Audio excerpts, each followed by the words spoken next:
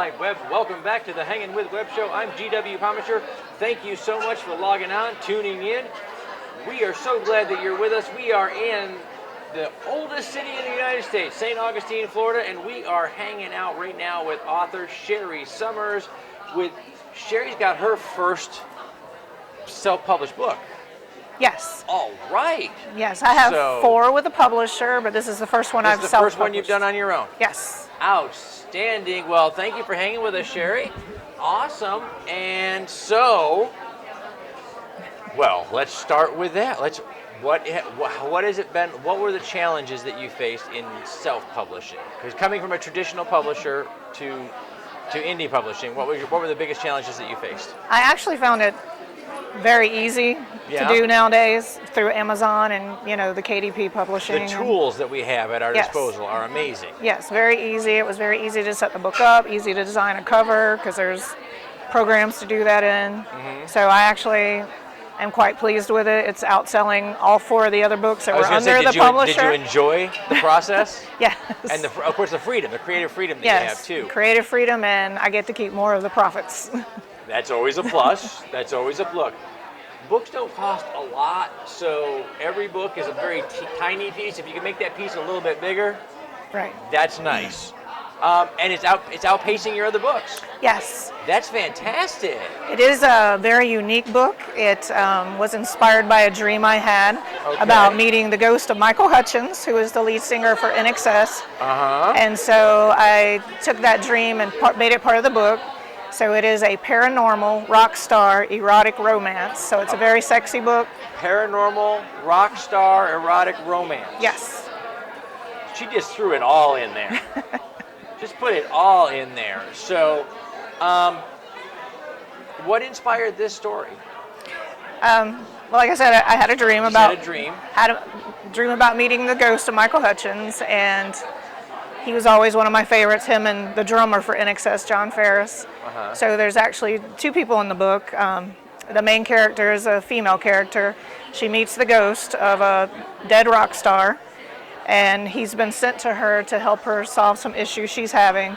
But in the process, he takes her to his best friend, who, after he died, was just torn apart. He's on drugs and alcohol and having addiction problems. And so, in a way, he's sent back to help both of them, and they find each other and they fall in love. That's fantastic. So it is like a male, female, male threesome book. Okay. But one of the males is a ghost, so it's kind of unique. What made you decide to take this one and self-publish on your own? Just some issues I was having with the publisher, like you said, about creative freedom and the covers. I wasn't too happy with, so now I have just more freedom to do it the way I want to. A lot of authors, again, there is more freedom and more control than we've ever had as artists. Typically speaking, we give our art up to someone, and then it gets polished and shined up and put on the shelves, and we're out of it until it's time to push the book. Right. And now we have these tools where we can have control over our products, and a lot of authors are doing it now. Yes. Even if they stay with traditional publishing, they're still doing 1 or 2 here and there. Something that their pet projects, Right. And my publisher wasn't happy with the sales of my other 4 books, even though they're the ones who have most of the control over that. Yeah. So they didn't want to continue with my series, but I do. And once I get out of my contract, I'll re-release those books with new covers, a little more editing, and continue that series because I think it has a long way to go. That's fantastic. That's awesome. And so, how long did it take you to put this all together? Because you're doing everything. So she's cooking bottle washer now. So I actually started writing this book in November of 2017, which was ironic because it was the 20th anniversary of Michael Hutchence's death. Yeah. And that's when I started writing it. And it took me until March of 2018. It was the fastest book I ever wrote. It was just flying out of me. Wow. More profits, better sales, and the fastest books you put out. Right. Well, fast as I wrote, and then I edited, of course, for a couple months and sent it to an editor. And so it was less than a year, the whole process of getting it out to the market. So fantastic. What's coming next? I got kind of a mixed review on this book, and it actually I thought this would be a standalone book, no sequel. It was finished, it was perfect, everything. But that review prompted me to write a sequel. So that's what I'm working on now. That's pretty good. That's pretty good. Now, last time we talked, you were getting ready to go over to MegaCon to meet Yes. Jason Momoa. I went to MegaCon, met Jason Momoa. That is going to be another book that That's what I was going to say. See that? he has inspired another idea for a book. Well, how was the meeting? It was great. Was it a good time? With Jason, you never know what you're going to get, if he's going to be the scruffy surfer boy or the dressed up, guy. So I kind of peeked around the corner before my photo op, and I was just floored by how really good looking he is. And super gracious guy. Right. And really was. And I started to have a meltdown. Oh, wow. And so he came over and gave me a big hug.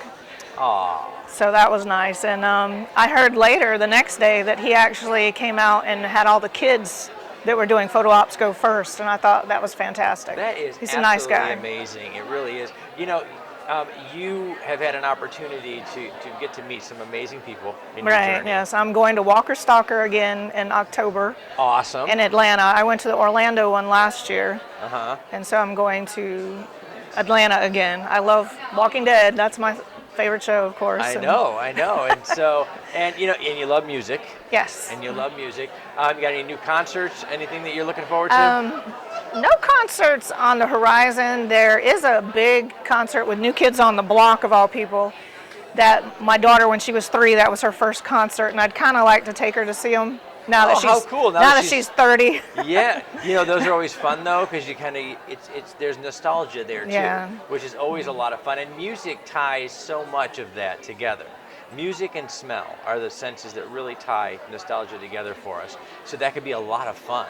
Right, yeah. And you never know, you'll probably get another book out of it. There'll probably be another story in there that'll need to be told. I think one of the cutest books I've ever read was a young adult novel, and it was called something about killing the boy band or something. And a fan actually killed a member of the boy band. Oh, wow. By accident. So I can't remember the exact title, but I just... Wow. Yeah, and we're on the cusp. I see a lot more ensemble groups now forming again. I mean, we had that in the early 90s. It went through the 90s. Then there was a moment of, secession, if you will, for boy bands and stuff. But I see now more ensembles coming together to do more. Now, what I think is great is last year in April, I went to the Welcome to Rockville in Jacksonville to see Billy Idol, of course, my favorite. But there, I stood for a while through other bands, and I was very impressed with Greta Van Fleet. They are like 19, 20 years old. And they sound just like Led Zeppelin. Even Robert Plant has said that. That's and to see amazing. young people take up, actual instruments and play, I thought, wow. It is. You don't see that often now. No, and I think a lot of times, especially as our generation just gets a little bit older, and you look at our community, the artist community, and it's people our age, and it's like that in music, it's like that in writing, it's like that in art sometimes. It is always refreshing to see the next generation coming up behind you, and that there is still going to be an arts and entertainment community when we're all done. It's refreshing to know that, and to see these kids working hard and doing their thing.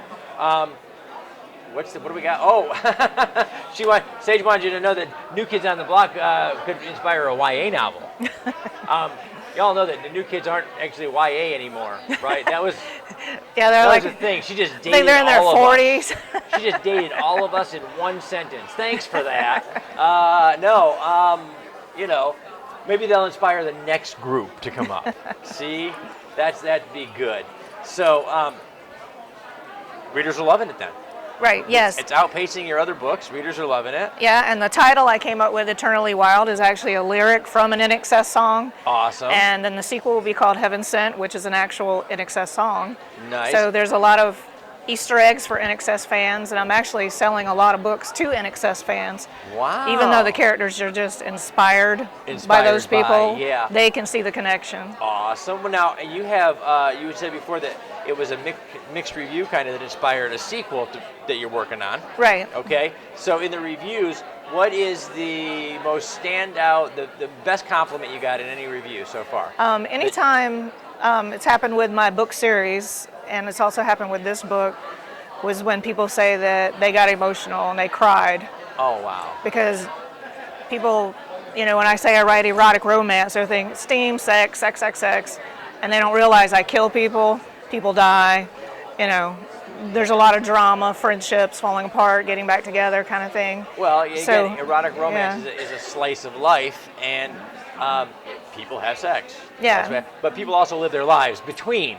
Right. And good things happen and bad things happen, and we have our huge ups and our huge downs. Right. And all those are part of the emotion that makes a story go around. So it's a great thing to know that your books are connecting with a reader on that level. Right. So it's more than just that. That's fantastic. We've got to wrap it up, folks. As we do, we're going to say thank you to our partners and our friends at Off the Chain Radio, Something Unique Magazine, Famous Faces and Funnies, Space Coast Comics, and Indie Originals. IndieCon coming up in 2019 is going to be fantastic. J. Bauer Art for all of the wonderful art that adorns our set this weekend. Celestial Healings, Krypton Radio, and the Foxwood Wine Company. These are the folks that share these videos all over the World Wide Web. We hope that you will join in and be one of them. In the meantime, remember to subscribe, hit the little bell, come back over and over again, log on, tune in, see who we're hanging with next.